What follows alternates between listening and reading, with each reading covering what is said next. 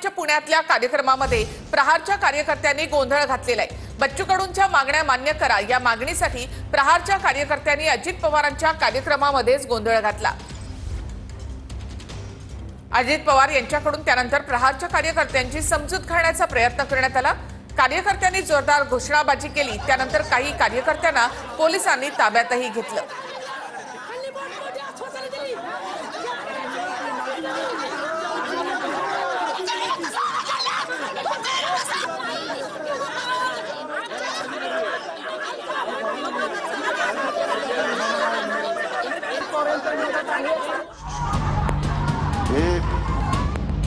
पुण्यात अजित पवारांच्या कार्यक्रमात बच्चू कडूंच्या कार्यकर्त्यांनी गोंधळ घातला।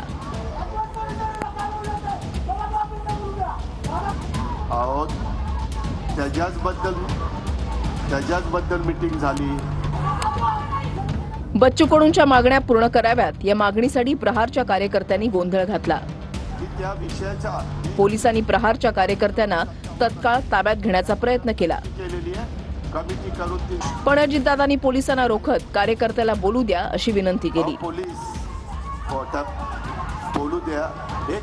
त्यानंतर अजित पवारांनी प्रहारच्या कार्यकर्त्यांची समजूत घालण्याचा प्रयत्न केला। एक मिनिट, तुम्ही आता माझा ऐका, तुम्ही माझा ऐका।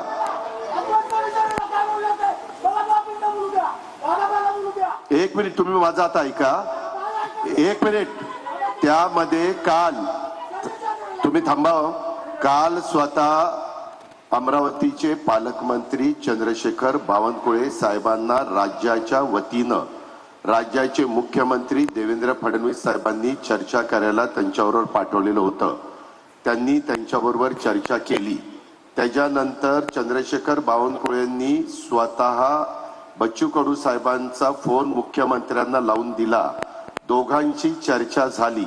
बच्चू कडूंना मुख्यमंत्र्यांनी असं सांगितलेलं की तुमच्या ज्या मागण्या आहेत, असं मागण्या वेगवेगळ्या, त्यांच्या 17 का काही वेगवेगळ्या मागण्या आहेत, त्या मागण्याच्या संदर्भामध्ये आपण एक समिती करू। त्या समितीत तुम्हालाही घेतो, म्हणजे राज्य सरकारच्या वतीनं समिती केली जाणार।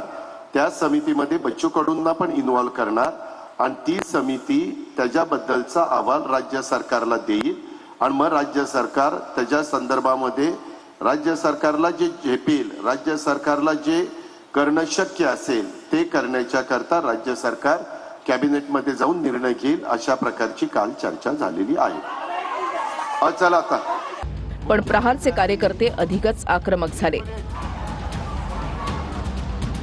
तुमचं काय काम आहे? तुम्ही मागे बसा।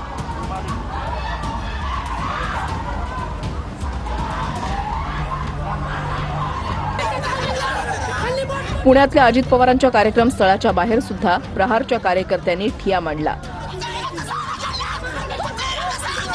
जोपर्यंत शासनाचे जीआर निघत नाही तोपर्यंत आमच्या उपोषण सुटणार नाही। आश्वासन दिलं 19 मागण्या मान्य, परंतु त्याचाही अजून शासन निर्णय काढला गेलेला नाही। त्याच्यामुळे दडपशाही करते का? ही हुकुमशाही आहे या महाराष्ट्रात। जीवाला काय झालं? काय मागण्यात काय तुमच्या? सरसकट शेतकऱ्यांना 6000 पेन्शन, शेतकऱ्यांचा 7 वाला कोरा, अशा 17 मागण्या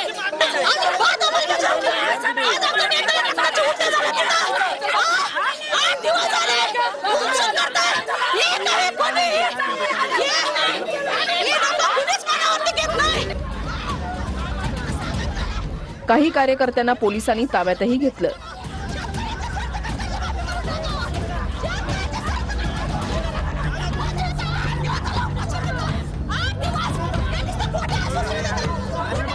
शेतकरी कर्जमाफीसह इतर मागण्यांसाठी बच्चू कडूंचं 7 दिवसांपासून अन्नत्याग आंदोलन सुरू आहे।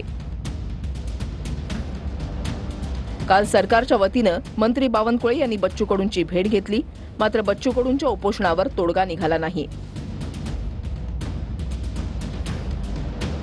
त्यामुळे 16 तारखेपासून पाण्याचाही त्याग करावा लागेल असा इशारा बच्चू कडूंनी दिलाय। कार्यकर्त्यांनी संयम बाळगावा अशी विनंतीही बच्चू कडूंनी केली आहे।